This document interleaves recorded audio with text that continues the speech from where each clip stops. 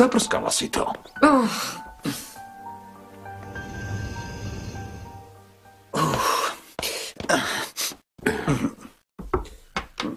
Včera som nemal chuť, no dnes sa porozprávame. Mal by si sa hanbiť. Tebe niet pomoci, hoci som ti nieraz vysvetľoval našu situáciu. Zosmiešnil si ma pred riaditeľkou školy a Donom Augustom. Tak, ako si mi slúbil, musíš dostať dobré známky z tých nastávajúcich skúšok. Možno tým trochu vykompenzuješ pred nimi a predo mnou to, čo si mi urobil, jasné? Ak nie, tak potom len uvidíš. V poriadku. A nezabudni mi dať trest za ten včerajšok. No myslím, že už ho máš premyslený. Lebo za normálnych okolností si nenecháš ujsť príležitosť potrestať ma. Takto totiž o mňa dbáš. Presne tak. Odteraz máš zakázané používať ktorékoľvek z aut, kým neurobíš všetky skúšky. Nemal si právo takto spochybniť dobré meno rodiny. Aha, jasné. Lebo naša rodina to je zázrak však. S týmto na mňa nechoď.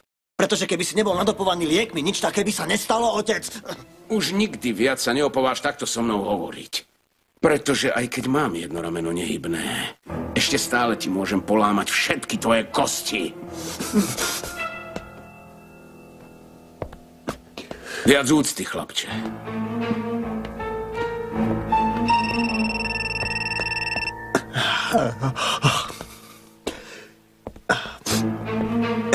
Čo je, Solange? Ako sa máš? Ako sa asi môžem mať? Od zlosti dostanem asi vredy. Poriadne ťa potrestali. Ani nie. Pozri, to, čo som včera povedala, myslím vážne. Počítajte so mnou s tými otázkami na štvrťročné skúšky. Bál som sa, že z toho vycúvaš. Čo sa stalo? Pochytila si sa s mamou? Nechcem o nej hovoriť. Mám až pokrk jej zásad, jej pravidiel. Sú to len samé požiadavky a ja už na ňu kašlem. Chápem ťa. To isté mám aj ja s otcom. Mám toho dosť, Patricio. Odteraz pri všetkom budem myslieť len a len na seba, takže začnime na tom makať. Treba zohnať tie testy. Nemôžem, Sabrina. Mercedes, upokoj sa, ale môžeš. Nie, potrebujem tabletku a hneď. Hej. Nie. Ešte je prískoro, Mercedes, upokoj sa. Sabrina, čo nechápeš, že už nemôžem? Chceš, aby ma nechali prepadnúť? Ty si priateľka. Počuj, Mercedes, nevervela si, že potom si sa cítila príšerne a čo ja viem, čo ešte? Áno, ale kým účinok trvá, cítim sa veľmi dobre, Sabrina. Prosím. Dobre, v poriadku. Ale pozri, toto sú moje posledné, ktoré mi zostali. Ostatné som musela vyhodiť, keď prišli policajti. A nemám peniaze, aby som si kúpila ďalšie. S tým si nerob starosti, Sabrina. Využijem mamu a vyťahnem z nej peniaze, aby sme si mohli kúpiť množstvo tabletiek.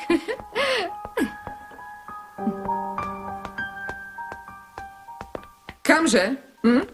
Idem sa učiť k Betine. Pravda, že iba mi to vaše veličenstvo dovolí. A ako pôjdeš? Taxíkom. Iba, že by si mi požičala svoje auto. To teda nie. Povieš jednému z ochrankárov, aby ťa tam mojim autom odviezol a počkal ťa a priviezol ťa späť. Veľmi pekne ti ďakujem, mamička, ale nemám náladu na gorily, takže pôjdem taxíkom. Urobíš, čo ti ja poviem. Nestačil ti ten včerajšok. A keď prídeš k Betine, hneď mi zavoláš a dáš mi k telefónu jej mamu, aby som sa uistila, že si naozaj tam. Ale pravda, že, drahá mamička.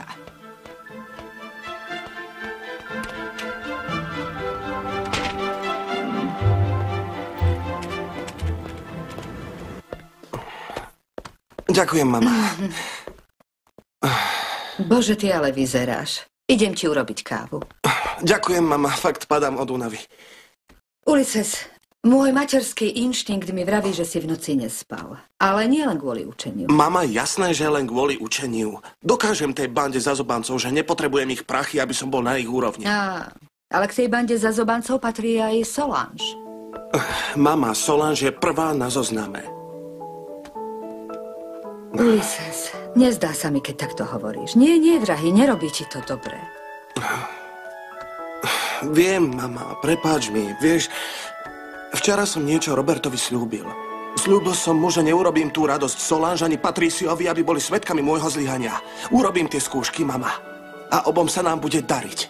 Áno, pozri, veľmi sa mi páči, že chceš byť úspešný. Ale prosím ťa, nerob to zo sklamania. Urob to kvôli sebe, pretože skutočne chceš niečo dosiahnuť. Totiž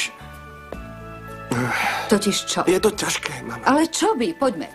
Daj si tieto placky. A ja idem po kávu. Viem si predstaviť, čo sa stalo, keď ste prišli domov. Tvoja mama určite explodovala. No jasné, ako atómová bomba. A predstavte si tú show, ktorú urobila. Chce, aby jej tvoja mama zavolala, aby sa uistila, že som tu, lebo mi nikdy neverí. Dobre, ale to nie je problém. Keď príde mama, poviem jej, nech jej zavolá. Čo sa stalo? Potrestala ťa? Nie, ale predstav si, pustili sme sa do seba ako nikdy. Strčila ma pod sprchu oblečenú, aby zo mňa dostala alkohol. Počuj, je to také ponižujúce. Chcela ma aj udrieť. Čo si urobila, Solange? No nič. A čo si vôbec myslela? Že ma zastraší? Naopak, nastavila som jej tvár, aby ma udrela, ale neodvážila sa. Solange, toto nemôžeš robiť. Hovoríme o tvojej mame, nemôžeš sa k nej A takto čo má správať. byť Bettina? Len preto, že je mojou mamou, mám ustúpiť všetkým jej požiadavkám? To nie. Ododnes si budem stále presadzovať len svoje. Donútim ju, nech sa pekne ukáže, aká je naozaj. Je to utláčateľka, je zatrpknutá. Nerobí nič iné, len mi ničí život. Dobre, Solange, daj si pohov, toto nikam nevedie. Telefonovala som s Patriciom. Povedala som mu, že môžu so mnou počítať, že zoženiem tie otázky na skúšku. Čo?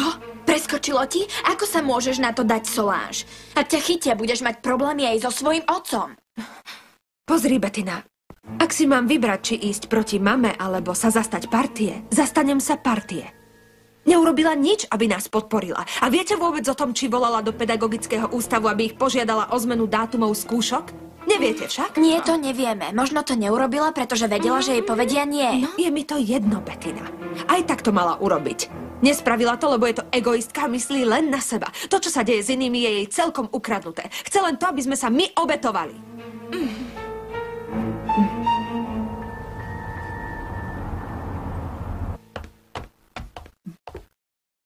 Irene Alatristová.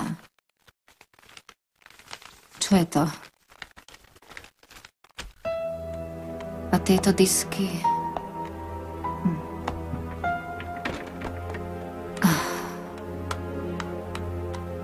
Že by mi ich poslal chameleón. Ponce de Leon zmenil originálnu nahrávku, aby vinu hodil na mňa. Aj keď si sa tak usiloval, Augusto Ponce de Leon, ukážem tvoju krivú tvár celej krajine.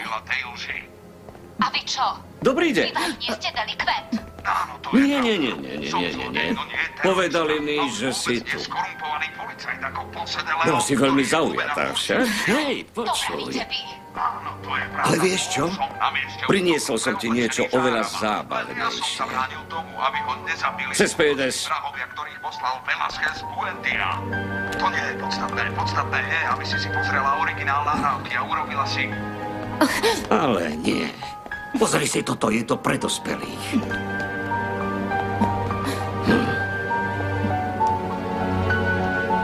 Ak sa čo i len jedným slovom zmieniš o tom, čo ti povedal ten neslávny chameleón, odovzdám tvojej šéfke dôkaz, že si milenkou jej manžela. Hm?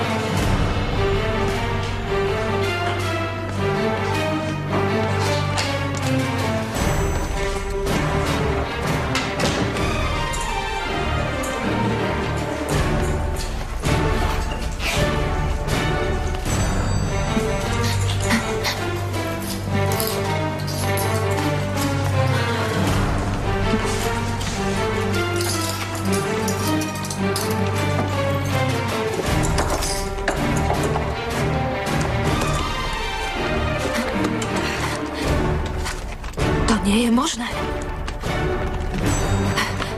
Tie testy tu ešte nie sú. Čo teraz? Už viem, čo urobím.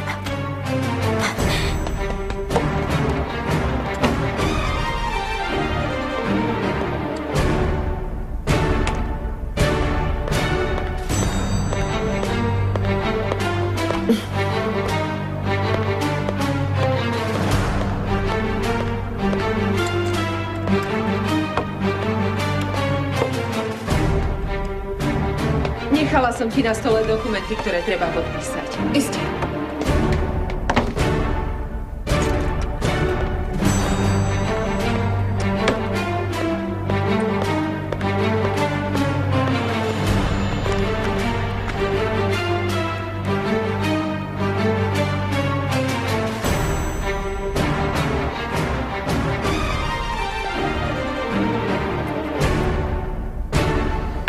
Opovažujete pliesť sa mi do súkromia, nemáte na to právo. Nekrič tak. Irene, nie si v takej pozícii, aby si vôbec niečo požadovala. Ty, ktorá nemáš štipku hanby zaplísť sa s manželom svojej šéfky. To, čo robím vo svojom súkromí, je iba moja vec. No ak ti ide o súkromie, zabudni na odvysielanie tých nahrávok, čo máš od chameleóna. V opačnom prípade budem mať dlhý rozhovor s tvojou šéfkou. A pri troche šťastia skončíš pri horoskopoch v treťotriednom bulvárnom plátku. Ste odpad, Ponce de Leon. Môžete mi zatvoriť ústa, ale ľudia nie sú hlúpi. Skôr či neskôr sa dozvedia, čo ste za gaunera, skorumpovaného a bez zábran, lebo takým ste. Robím, čo je nevyhnutné, aby som zatočil s takými kriminálnikmi, ako je chameleón, a s takými bulvárnymi a dotieravými novinárkami, ako si Vy ty. ste oveľa horší ako chameleón. On sa aspoň prezentuje taký, aký je. Zlodej. Naopak, vy ste zločinec prezlečený za policajta. Daj si pozor na jazyk, ak si ho nechceš prehltnúť. Ak mi konečne nedáš pokoj, oľutuješ to.